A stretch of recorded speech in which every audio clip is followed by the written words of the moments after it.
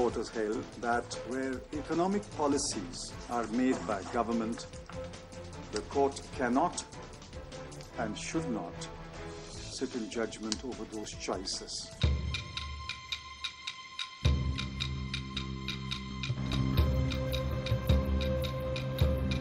I think the clarification is very good, and to our mind, I think it will be good for business in the future. It will be good for economic development in the future. In terms of its long-term impact on what we are trying to do in this country, it's for opening up the economy and giving everybody a chance in the economy to contribute their best so that we get a robust, strong economy.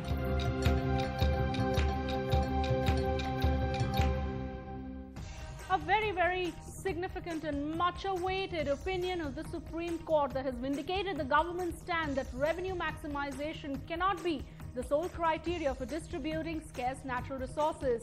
Hello and welcome. You're watching We Mean Business. I'm Shweta Rajpal-Kohli. On the show today, we're discussing if we're heading for a more predictable policy environment in the backdrop of that Supreme Court opinion. Also, we'll be talking about the very, very important Kelkar Committee report on fiscal consolidation that has been made public today. Let me introduce our guests on the show. We have with us Mr. T.V. Mohandas Pai, Chairman of the Manipal Global Education Services, joining us from Bangalore.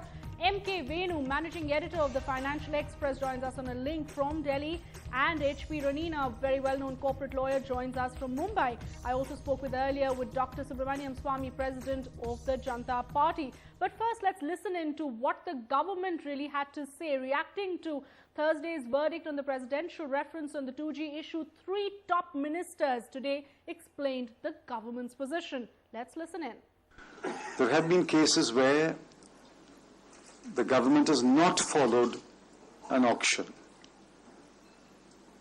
And several cases have been cited where the court has upheld the decision of the government not to follow an auction.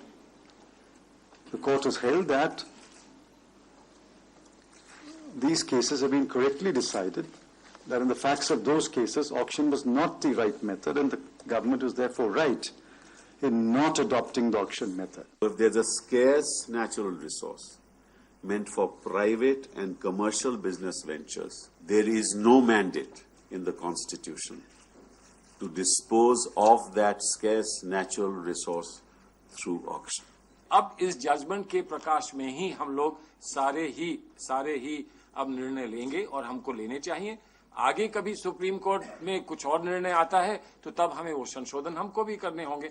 Supreme court के सामने हम लोग सब अपने को ये मानते हैं कि हम सुप्रीम कोर्ट के कही हुई बात पर और उनके दिशा निर्देश पर ही चल सकते हैं. हमारे आगे और कोई रास्ता नहीं.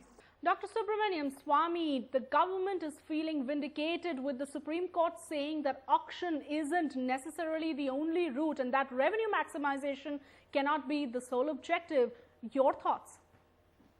No. I'm sorry, the judiciary did not say that. The Singhvi, the Ganguly judgment says that where natural resources are to be alienated for private commercial exploitation, there, and they added the word perhaps, auction would be the best procedure. That's what they said.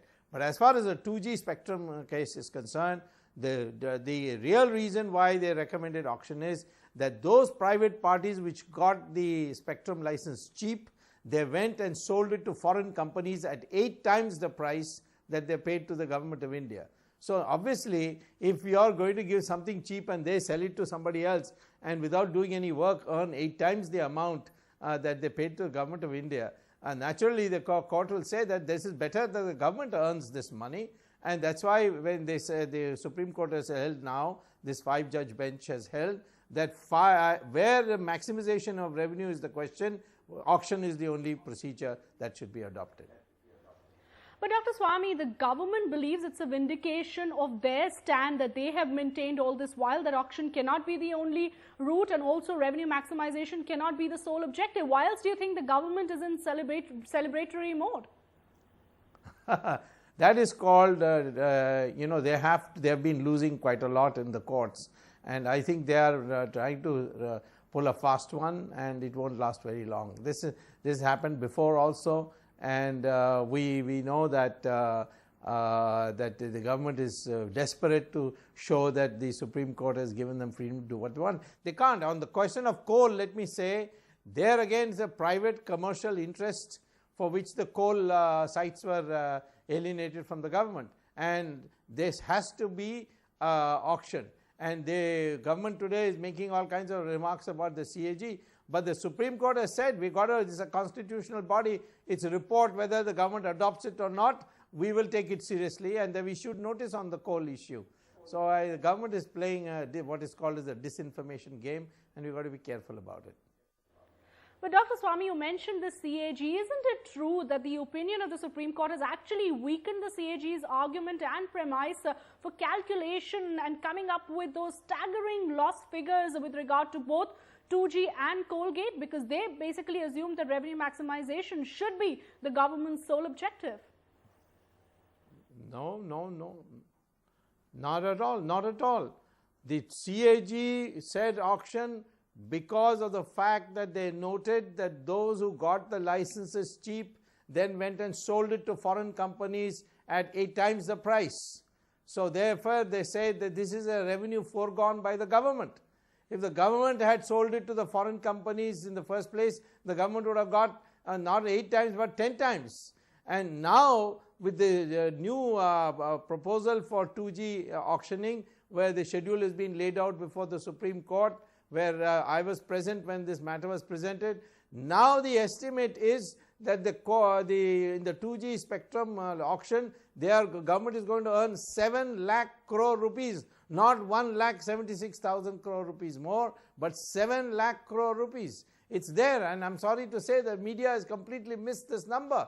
How do you explain that? Those who are talking about zero, ask them to explain. How is it that the same ministry where the minister said zero, that ministry is telling Supreme Court they're going to earn 7 lakh crore rupees?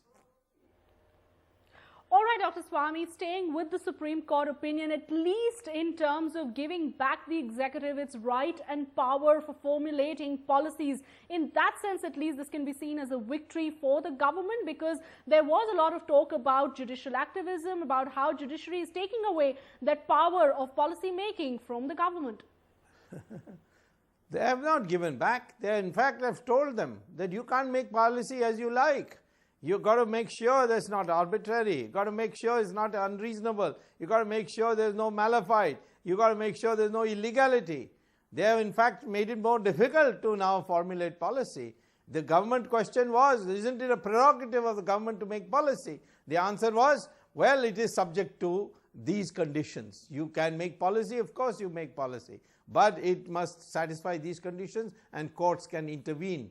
I don't think that any honest investor will have any problem coming to India. It's the crooked ones who got the shortcut earlier. They are going to have problems. Dr. Subramanian Swami, many thanks for joining us.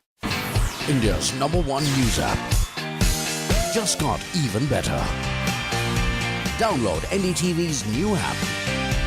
Fully optimized for Retina display. Full screen view. Faster response time. And Sudoku. NDTV's new iPad app. Download now.